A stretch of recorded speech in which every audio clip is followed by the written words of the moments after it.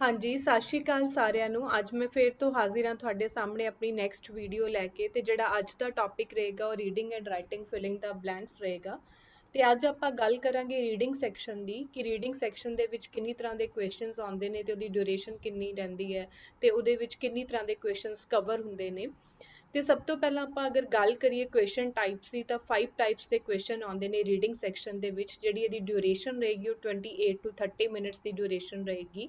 29 to 30 ਵੀ ਹੋ ਸਕਦਾ ਹੈ ਬਟ ਸਮ ਟਾਈਮ 28 ਮਿੰਟਸ ਵੀ ਹੁੰਦਾ ਹੈ। ਇਹ ਡਿਪੈਂਡ ਕਰਦਾ ਕਿ ਤੁਹਾਨੂੰ ਨੰਬਰ ਆਫ ਕੁਐਸਚਨਸ ਕਿੰਨੇ ਆਉਂਦੇ ਨੇ। ਤੇ ਸਭ ਤੋਂ ਪਹਿਲਾਂ ਜਿਹੜਾ ਮੋਡਿਊਲ ਹੈਗਾ ਉਹ reading and writing filling the blanks ਹੈ। Second is the MCQ multiple answers, means ਤੁਹਾਨੂੰ ਪੈਰਾਗ੍ਰਾਫ ਗਿਵਨ ਹੋਏਗਾ ਤੇ ਰਾਈਟ ਸਾਈਡ ਤੇ ਉਹਦੇ ਆਨਸਰਸ ਹੋਣਗੇ and you have to choose multiple answers. And next is the reorder paragraphs, ਤੁਹਾਡੇ ਕੋਲ paragraphs given ਹੋਣਗੇ, ਤੁਸੀਂ ਉਹਨਾਂ ਨੂੰ ਇੱਕ ਪਾਰਟਿਕੂਲਰ ਆਰਡਰ ਦੇ ਵਿੱਚ ਅਰੇਂਜ ਕਰਨਾ ਹੈ।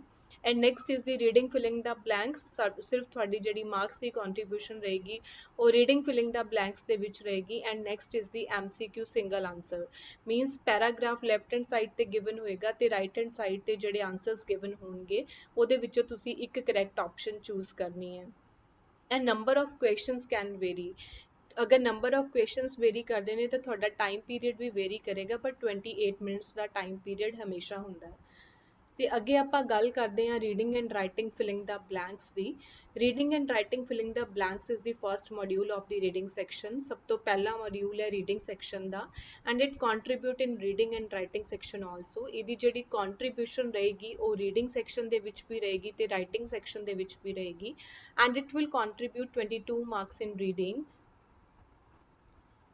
and 22 marks in writing, means 22 marks ਇਹ reading ਨੂੰ contribute ਕਰਦਾ ਹੈ, 22 marks ਹੀ writing ਨੂੰ contribute ਕਰਦਾ ਹੈ। so total contribution 44 marks ਦੀ ਹੈਗੀ ਹੈ। and this is a crucial task, ਇਹ task ਥੋੜਾ crucial ਹੈਗਾ ਹੈ। crucial in the sense ਕਿ ਤੁਹਾਡੀ ਜਿਹੜੀ vocabulary ਹੈ, grammar ਹੈ ਤੇ ਤੁਹਾਨੂੰ ਜਿਹੜੀ context ਦੀ ਸਮਝ ਆਉਣੀ ਚਾਹੀਦੀ ਹੈ ਉਹ ਕਾਫੀ strong ਹੋਣੀ ਚਾਹੀਦੀ ਹੈ। and you will get 5 to 6 questions in the final exam, ਤੁਹਾਡੇ ਕੋਲ ਜਿਹੜੇ number of questions ਨੇ ਉਹ 5 to 6 question ਆਉਂਦੇ ਨੇ। 5 ਹਮੇਸ਼ਾ ਆਉਣਗੇ ਬਟ 6 ਵੀ ਆ ਸਕਦੇ ਨੇ, ਇਹ ਡਿਪੈਂਡ ਕਰਦਾ ਹੈ। And text up to 300 words, ਤੇ ਜਿਹੜਾ ਕੁਐਸਚਨ ਰਹੇਗਾ ਮੀਨਸ ਜਿਹੜਾ ਇੱਕ ਕੁਐਸਚਨ ਆਏਗਾ ਉਹਦਾ ਜਿਹੜਾ ਟੈਕਸਟ ਹੈ ਉਹ 300 ਵਰਡਸ ਤੱਕ ਵੇਰੀ ਕਰ ਸਕਦਾ ਹੈ ਬਟ ਇਹ ਡਿਪੈਂਡ ਕਰਦਾ ਹੈ ਕਿ 200 ਹੈ ਜਾਂ 150 ਹੈ, ਮਤਲਬ ਮੈਕਸਿਮਮ 300 ਰਹੇਗਾ, ਉਸ ਤੋਂ ਘੱਟ ਵੀ ਹੋ ਸਕਦਾ ਹੈ ਬਟ ਤੁਹਾਡੇ ਕੋਲ 150 ਤੋਂ ਘੱਟ ਜਾਂ 100 ਤੋਂ ਘੱਟ ਮਤਲਬ ਬਹੁਤ ਚਾਂਸਸ ਘੱਟ ਨੇ ਕਿ ਇਸ ਤੋਂ ਘੱਟ ਤੁਹਾਨੂੰ ਵਰਡ ਆਏਗਾ। ਮਤਲਬ ਜਿਹੜਾ reading and writing filling the blanks ਹੈ ਉਹਦਾ ਪੈਰਾਗ੍ਰਾਫ ਹਮੇਸ਼ਾ ਵੱਡਾ ਹੀ ਆਉਂਦਾ ਹੈ ਫਾਈਨਲ ਐਗਜ਼ਾਮ ਦੇ ਵਿੱਚ। and your score will be evaluated based on your reading and writing skills, ਤੁਹਾਡਾ ਜਿਹੜੀ ਸਕੋਰ ਦੀ evaluation ਹੈ ਉਹ ਤੁਹਾਡੀ ਰੀਡਿੰਗ ਐਂਡ ਰਾਈਟਿੰਗ ਸਕਿੱਲਸ ਦੇ ਬੇਸ ਤੇ ਹੋਏਗੀ। ਸੋ ਤੁਸੀਂ ਸਿਰਫ ਰੀਡਿੰਗ ਔਰ ਰਾਈਟਿੰਗ ਸਕਿੱਲ ਤੇ ਹੀ ਫੋਕਸ ਕਰਨਾ ਹੈ। ਇਨ ਕੇਸ ਅਗਰ ਤੁਹਾਨੂੰ ਰਾਈਟਿੰਗ 'ਚ ਇਸ਼ੂ ਆਉਂਦਾ ਹੈ ਤਾਂ ਤੁਹਾਡੀਆਂ reading and writing filling the blanks ਕਾਫੀ ਸਟਰੋਂਗ ਨੇ ਤਾਂ ਤੁਹਾਨੂੰ ਰਾਈਟਿੰਗ 'ਚ ਵੀ ਉਹਦੇ ਮਾਰਕਸ ਮਿਲ ਰਹੇ ਨੇ। ਸੋ ਇਸ ਚੀਜ਼ ਨੂੰ ਫੋਕਸ ਕਰਕੇ ਤੁਸੀਂ ਇਸ ਟੌਪਿਕ ਨੂੰ ਪ੍ਰਪੇਅਰ ਕਰਨਾ ਹੈ। ਤੇ it's a partial credit and for each correct blank you will get 1 point and there is no negative marking, means ਇਹ ਪਾਰਸ਼ਲ ਕ੍ਰੈਡਿਟ ਹੈ। ਫॉर ਐਗਜ਼ਾਮਪਲ ਇੱਕ ਪੈਰਾਗ੍ਰਾਫ ਦੇ ਵਿੱਚ 5 ਬਲੈਂਕਸ ਨੇ, ਇਨ ਕੇਸ ਤੁਹਾਡੀਆਂ 3 ਬਲੈਂਕਸ ਠੀਕ ਹੁੰਦੀਆਂ ਨੇ ਤਾਂ ਤੁਹਾਨੂੰ 3 ਪੁਆਇੰਟਸ ਮਿਲਣਗੇ। ਮਤਲਬ ਐਵੇਂ ਦਾ ਕੁਝ ਨਹੀਂ ਹੈ ਕਿ ਪੂਰਾ ਪੈਰਾਗ੍ਰਾਫ ਕਰੈਕਟ ਹੋਏਗਾ ਤਾਂ ਹੀ ਤੁਹਾਨੂੰ ਮਾਰਕਸ ਮਿਲਣਗੇ। And there is no negative marking, अगर 3 ਬਲੈਂਕਸ ਕਰੈਕਟ ਨੇ ਤਾਂ 3 ਪੁਆਇੰਟਸ ਮਿਲਣਗੇ, ਜੋ 2 ਬਲੈਂਕਸ ਗਲਤ ਨੇ ਉਹਦੇ ਤੁਹਾਡੇ ਮਾਰਕਸ ਕਿਤੇ ਵੀ ਡਿਡਕਟ ਨਹੀਂ ਹੋਣਗੇ। So don't leave any blank empty. In case ਅਗਰ ਤੁਸੀਂ ਕਾਲੀ ਦੇ ਵਿੱਚ ਹੁੰਦੇ ਆ ਤਾਂ ਤੁਸੀਂ ਕਈ ਵਾਰ ਬਲੈਂਕਸ ਨੂੰ ਐਮਪਟੀ ਛੱਡ ਦਿੰਦੇ ਆ, ਫਿਰ ਤੁਸੀਂ ਸੋਚਦੇ ਆ ਕਿ ਇਹਦਾ ਆਨਸਰ ਮੈਨੂੰ ਪਤਾ ਨਹੀਂ ਹੈ, ਮੈਂ ਸ਼ੋਰ ਨਹੀਂ ਹੈ, ਤਾਂ ਨਹੀਂ ਅਟੈਂਪਟ ਕਰਨਾ। ਇਨ ਕੇਸ ਅਗਰ ਤੁਸੀਂ ਨਹੀਂ ਸ਼ੋਰ ਹੋ ਜਾਂ ਤੁਹਾਨੂੰ ਕੋਈ ਇਸ਼ੂ ਹੈਗਾ ਤੁਸੀਂ ਤਾਂ ਵੀ ਉਸ ਬਲੈਂਕ ਨੂੰ ਅਟੈਂਪਟ ਕਰਨਾ ਹੈ ਕਿਉਂਕਿ ਕੋਈ ਨੈਗੇਟਿਵ ਮਾਰਕਿੰਗ ਨਹੀਂ ਹੈਗੀ। ਜਿੰਨਾ ਤੁਹਾਨੂੰ ਸਮਝ ਆਉਂਦਾ ਤੁਸੀਂ ਉਸ ਦੇ ਅਕੋਰਡਿੰਗ ਉਹਨੂੰ ਅਟੈਂਪਟ ਕਰ ਦਿਓ।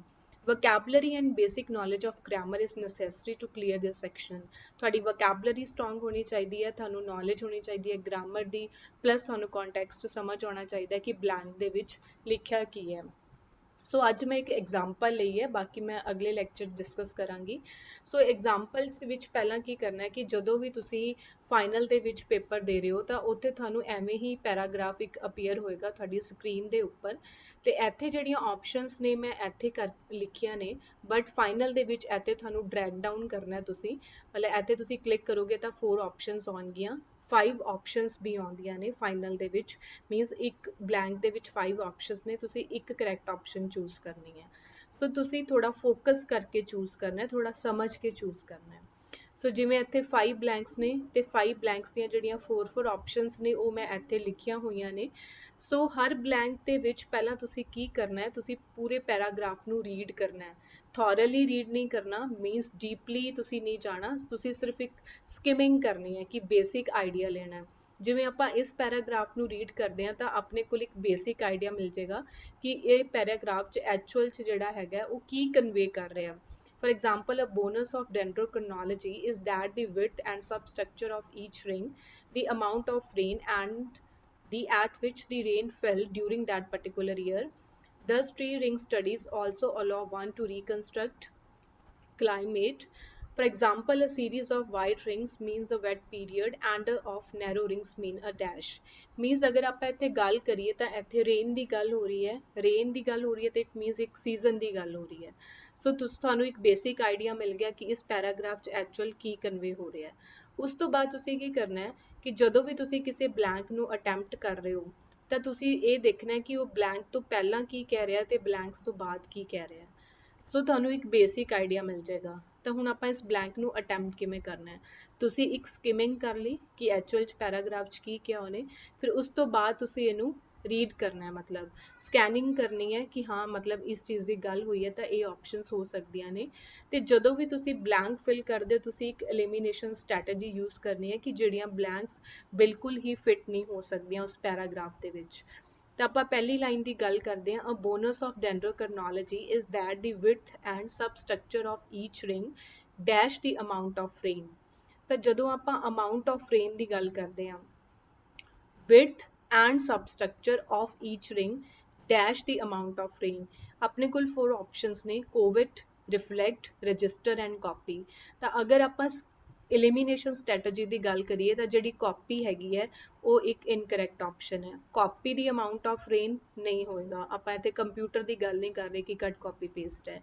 ਦੈਨ ਰਜਿਸਟਰ ਜਿਹੜੀ ਬਲੈਂਕ ਹੈ ਉਹ ਵੀ ਸਾਡੀ ਆਪਸ਼ਨ ਨਹੀਂ ਹੋਏਗੀ, register the amount of rain. ਸੋ ਇੱਥੇ ਤਾਂ ਆਪਣੇ ਕੋਲ 2 ਆਪਸ਼ਨਸ ਬਚਦੀਆਂ ਨੇ, ਕੋਵਿਟ ਐਂਡ ਦੀ ਰਿਫਲੈਕਟ। ਤਾਂ ਕੋਵਿਟ ਦੀ ਗੱਲ ਕਰੀਏ ਤਾਂ ਇਹਦਾ ਜਿਹੜਾ ਮੀਨਿੰਗ ਹੁੰਦਾ ਟੂ ਡਿਜ਼ਾਇਰ ਸਮਥਿੰਗ, ਤਾਂ ਡਿਜ਼ਾਇਰ ਆਪਾਂ ਨਹੀਂ ਕਰ ਰਹੇ। ਤਾਂ ਇੱਥੇ ਜਿਹੜੀ ਕਰੈਕਟ ਆਪਸ਼ਨ ਰਹੇਗੀ ਮੇਰੇ ਅਕੋਰਡਿੰਗ ਉਹ ਕੀ ਰਹੇਗੀ, reflect the amount of rain. ਅੱਗੇ ਆਪਾਂ ਗੱਲ ਕਰਦੇ and the dash at which the rain fail during that particular year, means the dash. ਤਾਂ ਦੀ ਦੇ ਬਾਅਦ ਆਪਾਂ ਅਗਰ ਗੱਲ ਕਰੀਏ ਤਾਂ ਇੱਥੇ ਇੱਕ ਨਾਊਨ ਬਣੇਗਾ, at which the rain fell during that particular year। so options ਕੀ ਨੇ, timing, duration, division and season।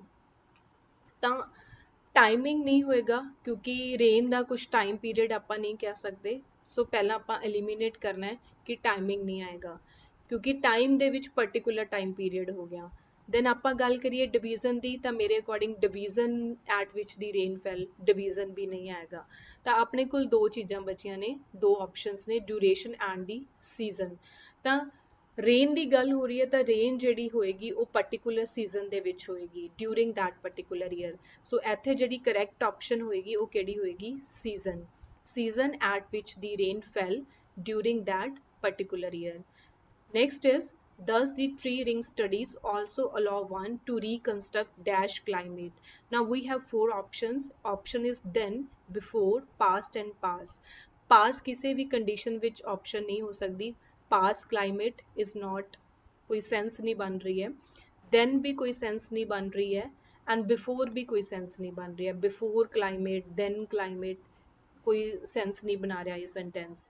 ਤਾਂ ਇੱਥੇ ਜਿਹੜੀ ਆਪਸ਼ਨ ਬਚੇਗੀ ਆਪਣੇ ਕੋਲ ਕਿਹੜੀ ਬਚੇਗੀ, ਪਾਸਟ ਕਲਾਈਮੇਟ, ਮਤਲਬ ਜਿਹੜਾ ਸਾਡਾ ਪਿਛਲਾ ਕਲਾਈਮੇਟ ਸੀ ਉਹ ਰੀਕਨਸਟਰਕਟ ਕਰੇਗਾ। For example, a series of wide rings means a wet period and dash of narrow rings means a dash। So a series of wide rings means a wet period। ਜਿਹੜੀਆਂ wide rings ਦੀ series ਹੈ ਉਹਦਾ ਮਤਲਬ wet period ਹੈ and dash of narrow rings means a dash. Now 4th ਦੀ ਅਗਰ ਆਪਾਂ ਗੱਲ ਕਰੀਏ ਤਾਂ ਆਪਣੇ ਕੋਲ ਆਪਸ਼ਨਸ ਨੇ seem, serious, serial and series. So serial is not a correct option, ਆਪਾਂ ਇਹਨੂੰ eliminate ਕਰਤਾ और सीरीयस भी नहीं आएगा। सीरीयस का मीनिंग अपन ਨੂੰ पता है, तो सीरियल भी नहीं आएगा। अपने को दो ऑप्शंस बचदियां ने, seam and series.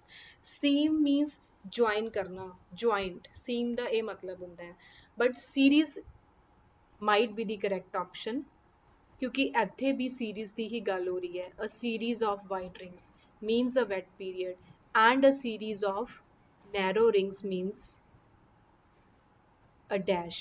Now last option की रहेगी अपने को, ड्रॉट, हार्डनेस, ह्यूमिडिटी, स्ट्रेंथ।